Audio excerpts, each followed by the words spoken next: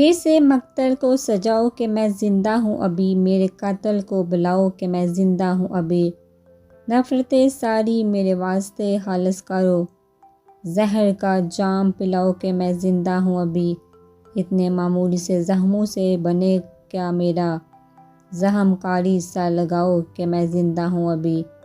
ویر باہر درخت کے تنے پر بیٹھا بالو کو مٹھیوں میں جگڑے اندر اٹھتے غم اور غصے اور اشتعال کے طوفان کو اپنے اندر دبانے کی کوشش میں ہلکان ہو رہا تھا۔ وہ جو اپنے اصل کی جانب لوٹ کر جہاں گزرا ایک ایک پل بھول جانا چاہتا تھا، وہ پھر چلی آئی تھی،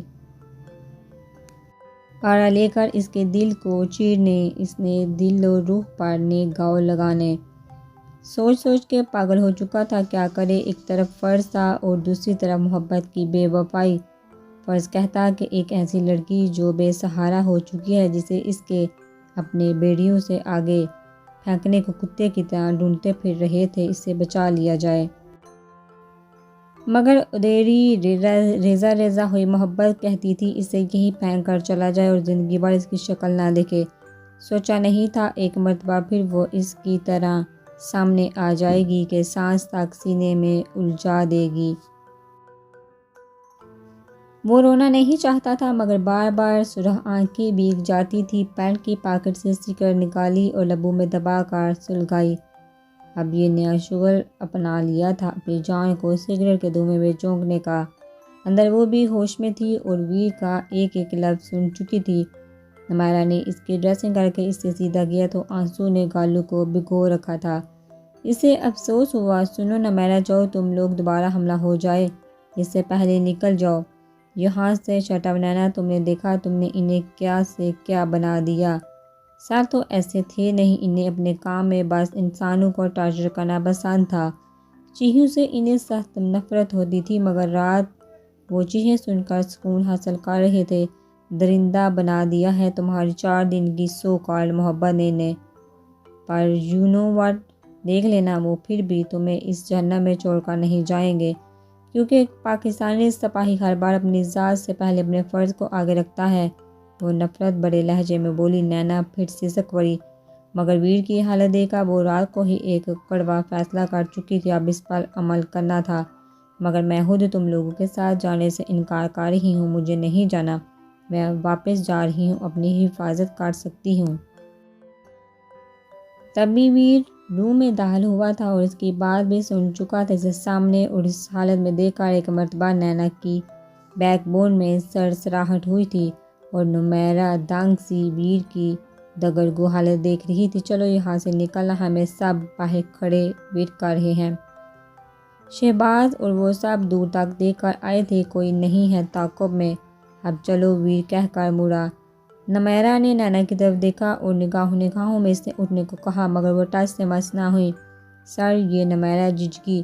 نمیرہ، سب چل رہے ہیں اور اگر کسی نے یہاں رہنا ہے تو بولو کس نے، میں خود اسے شوٹ کر دوں گا۔ وہ غرایا، وہ باہر نکل گیا۔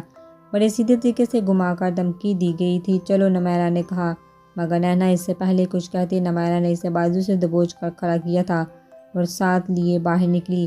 وہ بے بسی کے احساس سے لب کاٹ کر رہ گئی۔ پھر وہ وہاں سے نکلے تھے۔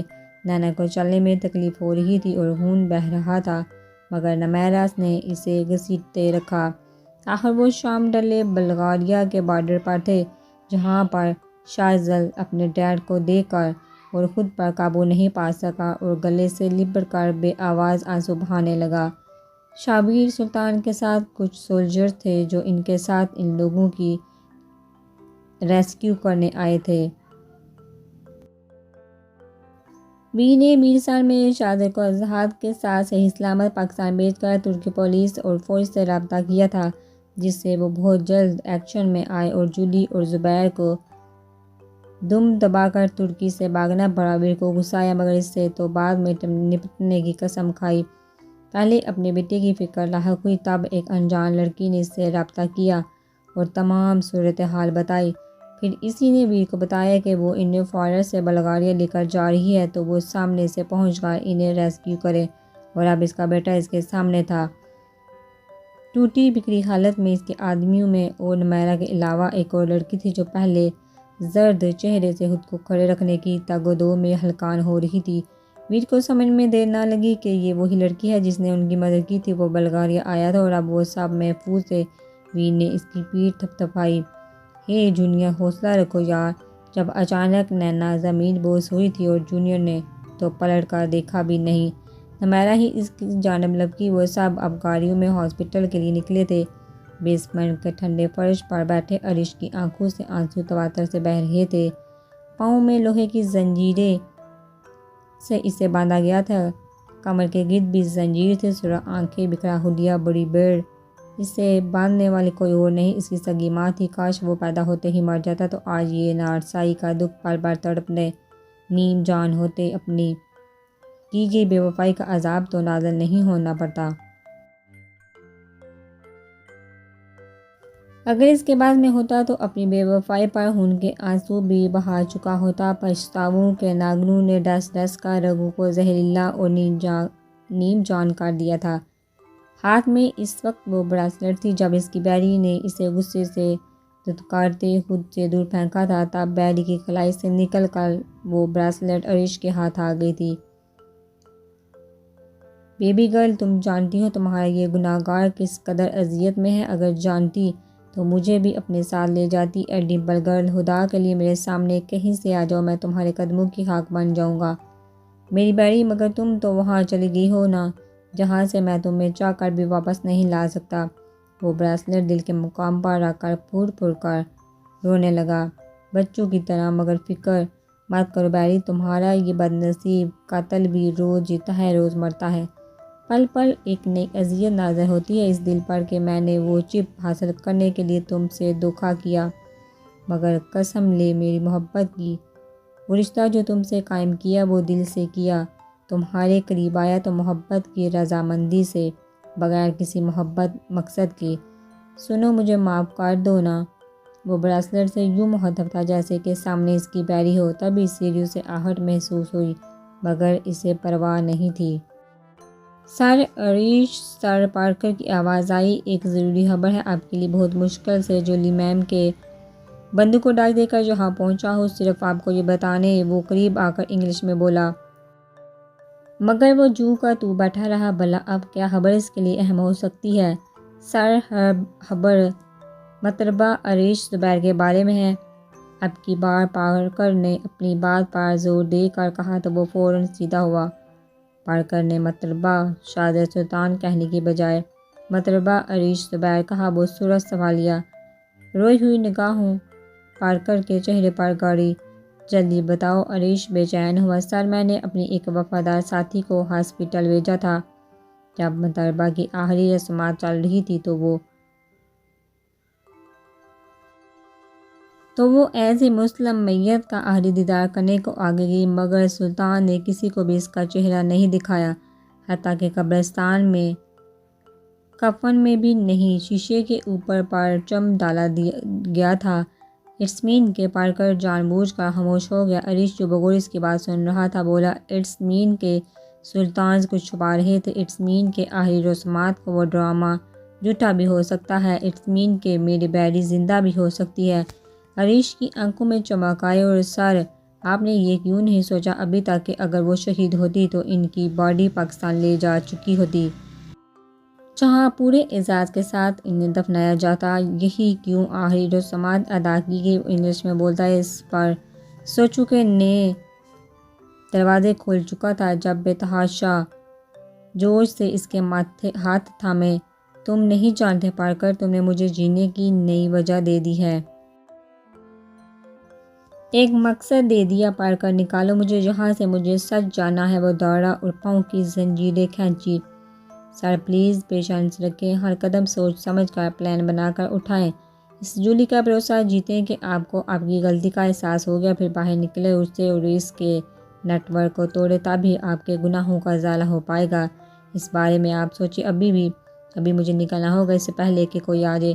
یہ کہہ کر پارکر جس خاموشی سے آیا تھا اسے خاموشی سے واپس چلا گیا، مگر پیچھے ایک دیو نے کو جینے کا مقصد دے گیا تھا۔ سہانا کی جان سولی پر لٹکی تھی کیونکہ مسلسل اسے میسج کر کے پریشان کیا جا رہا تھا۔ میسج کرنے والے کو یہ تک پتہ تھا کہ وہ اس وقت کہاں ہے، کیا کر رہی ہے، کیا پہنا ہے۔ اس کے ہاتھ پاؤں پھولے رہتے، سوچ سوچ کر پاگل ہو گئے کہ وہ کون ہو سکتا ہے۔ شاہزین تو بالکل بھی نہیں، وہ تو اس قدر ناراض تھا، اس سے شکل تک نہیں دیکھنا چاہتا تھا۔ اس کی سلطان مینشن میں سب سے اس سے بہت محبت ملی تھی۔ ان کا ضرب تھا کہ کسی نے بھی اسے اس کی غلطی پر جتایا نہیں تھا، سب ٹھیک تھا۔ مگر ربیہ اس سے کم ہی بات کیا کرتی تھی۔ آخر اس کا لاڈلا بھائی جو ہٹ ہوا تھا، اس کی وجہ سے اب بھی وہ دوڑتی جھجکتی جونی آئی تھی، اور اسے کیا معلوم اس کے چہرے کی اڑی رنگت اور ڈرا سہما چہرہ کسی کو کتنا اچھا لگتا تھا۔ اب بھی وہ کینٹین لائبریری سے بچ کر آج آڈیٹوریم چلی آئی تھی، اور اب قدرے ملگجے سے اندھیرے میں پرسکون سی چیئر پر بیٹھی تھی۔ کچھ بھی تھا، چاہے وہ اکیلی تھی، مگر یہاں سکون تو تھا نا۔ مگر اسی بات نے اس کو آگ لگائی تھی کہ وہ وہاں اکیلی کیوں تھی۔ سو وہ چلا آیا اس سے حساب لینے۔ فارس کی شرٹ پہن کر منہ پر رومال باندھا تاکہ الائچی کی خوشبو کا بانڈا نہ پھوڑ دے۔ وہ لاپرواہی سے بیٹھی اپنے خیالوں میں کھوئی تھی جب پاس والی چیئر سے گراہٹ نما سرگوشی سنائی دی۔ کیا کر رہی ہو یہاں اکیلی؟ وہ اچھلی کا کون اور اٹھ کر بھاگنے والی تھی جب ساتھ بیٹھے شخص نے بازو سے دبوچ کر واپس چیئر پر بٹھایا، اور اچانک کھڑے ہو کر جھک کر چیئر پر دائیں بائیں بازو رکھے اس کے فرار ہونے کا راستہ بند کر دیا۔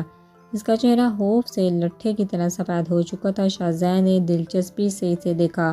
بلیک شلوار قمیض کے اوپر بلیک دوپٹہ لیے وہ چاند کی طرح دمک رہی تھی، مگر یہ طے تھا کہ شاہزین کو اس کی سرگوشی میں بات کرنی ہوگی، نہیں تو وہ اس کی آواز پہچان لیتی۔ پھوپھی کا گھر ہے جہاں مزے سے اکیلی بیٹھی مراقبے میں گئی ہوئی ہو۔ اگر ابھی میں تمہارے ساتھ کچھ کر دوں تو کسی کے باپ کو بھی پتہ نہیں چلنے والا۔ وہ پھر سرگوشی میں غرایا۔ سہانا کو اس کی سنگین غلطی کا احساس ہو چکا تھا۔ میں ایسی غلطی دوبارہ نہیں کروں گی، جانے دو وہ مجھے۔ سہانا کی پلکیں بی کی گڈ ایسے ہی میری بات مانتی رہو تو ہماری فیوچر لائف بہت مزے کی گزرنے والی ہے۔ سرگوشی نما آواز میں اس کا دل دہلا رہی تھی۔ سامنے والے کے اس شوشے پر اب واقعی سہانا کے رونگٹے کھڑے ہوئے تھے۔ کیا مطلب؟ کون ہے آپ؟ اندھیرے میں وہ کچھ دیکھ نہیں پائی تھی، مگر سامنے والا مزید اس کے کان پر جھکا۔ دل کو یہ آرزو تھی کوئی دلربا ملے۔ سہانا کی سانسیں اٹکی، مگر اب یہ ڈرنے کا وقت تو بالکل بھی نہیں تھا، اس لیے اس نے اس سے الجھ بیٹھی۔ یو ایڈیٹ، یو کوئی بھی ہو، کان کھول کر سنو، پہلی اور آخری مرتبہ بول رہی ہوں، دور رہو مجھ سے، کسی اور سے محبت کرتی ہوں میں، سمجھے؟ ذرا دلچسپی نہیں مجھے تم میں، ایسا غائب کرواؤں گی۔ وہ دانت پیس کر بولی، مگر شاہزادہ نے اس کی بات مکمل ہونے نہیں دی۔ ریلی؟ ذرا اس سپرمین کا نام تو پتہ چلے مجھے بھی۔ وہ رومال کے پیچھے گہرا مسکرایا، ٹانگیں توڑ دوں گا اس کی۔ شاہزین سلطان نام ہے، اب ذرا مرد کے بچے بن کے دکھاؤ اور توڑ کے دکھاؤ ٹانگیں، سے پہلے میں تمہارا منہ توڑ دوں گی۔ وہ اس پر جھپٹی، مگر شاہزین تیزی سے اس کی کلائیاں تھام چکا تھا۔ ارے میری جنگلی بلی، مرد کا بچہ تو شادی والے دن بنوں گا اور اتنی محبت دوں گا کہ اس سے بھول جاؤ گی۔ شاہزین نے چھیڑا، مگر سامنے تو تلو پر لگی اور سر پر بجھی لال ٹماٹر چہرہ لیے وہ پھنکاری، یو گدھے الو کے پٹھے، ہاتھ چھوڑو پھر بتاتی ہوں تمہیں میں۔ اس سے پہلے شاہزین کو اس کی مزید قوالی سننے کو ملتی، شرارت سے رومال کے پیچھے سے لب اس کے ماتھے پر رکھ کر رفو چکر ہو گیا۔ پیچھے وہ اس اجنبی کی جرأت اور جسارت پر دنگ، منہ کھلے کا کھلا رہ گیا۔ یو الو کا پٹھا، وہ اس کی جرأت پر اس کا سر پھاڑنے اس کے پیچھے لپکی۔ وہ آڈیٹوریم سے باہر نکلی جب بھاگتے کسی کے چوڑے سینے سے ٹکرائی۔ What the hell! کیا بدتمیزی ہے یہ! شاہزین نے بمشکل سنجیدگی طاری کرتے اس سے پوچھا تو فوراً باہر نکل کر شرٹ بدلی تھی اور رومال ہٹائے تھے۔ آئی ایم سوری، میں نے جان بوجھ کر نہیں کیا۔ وہ شاہزین اندر مجھے کوئی لڑکا پریشان کر رہا تھا اور تم اندر کیا کر رہی تھی؟ ذرا وضاحت دو، وہ دانت پیس کر بولا تو سہانا لاجواب ہوگی، آئندہ اس طرف آئی تو ٹانگیں توڑ دوں گا۔ تمہاری وہ غراتہ وہاں سے جا چکا تھا، دونوں طرف سے اچھی طرح اس کے ذہن میں بٹھا کر کے اب سے ایسے کہیں اکیلے اور تنہا شتر بے مہار نہیں چل پڑنا ہے۔ منہ اٹھا کر وہ جا چکا تھا۔ وہ کہاں پھنس گئی، اس نے ماتھا پیٹا۔ وہ پاکستان لوٹے تھے اور اب ایئرپورٹ کے بیچ بینچ پر سر جھکائے بیٹھی نینا بڑی دیر سے کسی غیر مرئی نکتے کو گھور رہی تھی۔ وہ سوچ رہی تھی کہ اس سے جانا کہاں ہے۔ اسکارف اچھی طرح اپنے گلے لپیٹا ہوا تھا کیونکہ گولی نکالنے کو پیچھے سے جیکٹ چاک کی گئی تھی۔ پھر بلغراد میں جب وہ بے ہوش ہوئی تھی اسے ٹریٹمنٹ دی گئی تھی۔ جونیئر کے سب آدمی الوداع بول کر جا چکے تھے جب نمیرہ اس کے قریب آئی۔ چلو، نمیرہ نے کہا۔ کہاں؟ نینا نے غائب دماغی سے کہا۔ مطلب؟ نمیرہ کے ماتھے پر بال آئے۔ کچھ نہیں، ایسا کرو تم لوگ جاؤ اور مجھے نمیرہ جاؤ، تمہارے فادر آگے تمہیں ریسیو کرنے۔ تبھی شابیر سلطان وہاں اس کے پاس آیا تھا۔ نمیرہ چلی گئی۔ جونیئر کو جا کر گاڑی میں بیٹھنے کو بولا، خود اس کے پاس بیٹھا۔ تم میرے ساتھ چلو گی بیٹا، شابیر نے سنجیدگی سے کہا۔ نینا اندر تک کھلی۔ آپ کو پتہ ہے میں نے آپ کے بیٹے کے ساتھ کیا کیا؟ وہ سرد سپاٹ لہجے میں بولی تاکہ سلطان اسے اس کے حال پر چھوڑ۔ اب بس ہو چلی تھی۔ اتنے بڑے دھوکے کے بعد اب وہ ان کے احسانات کا بوجھ نہیں لادنا چاہتی تھی اپنے کندھوں پر۔ کس بوجھ تلے دب کر مار ہی جاتی۔ مجھے پتہ ہے، شابیر اطمینان سے بولا۔ پھر بھی آپ مجھے ساتھ چلنے کو بول رہی ہیں۔ مجھے تو آپ کو شروع کر دینا چاہیے۔ شابیر مسکرایا تو نینا کو پتہ چلا کہ اس دشمن جان نے وہ ڈمپل کہاں سے چرایا ہوگا۔ سلطان اپنا انتقام شروع کر کے نہیں لیتے، شابیر نے لاپرواہی سے کہا۔ تو کیسے لیتے ہیں؟ وہ بھی پوچھ بیٹھی۔ اسے چھوڑو، وقت آنے پر پتہ چل جائے گا، مگر اب تم اس بات پر ایگری کرتی ہو یہ سب چیزیں تم نے خراب کی، تم اس کی ذمہ دار ہو؟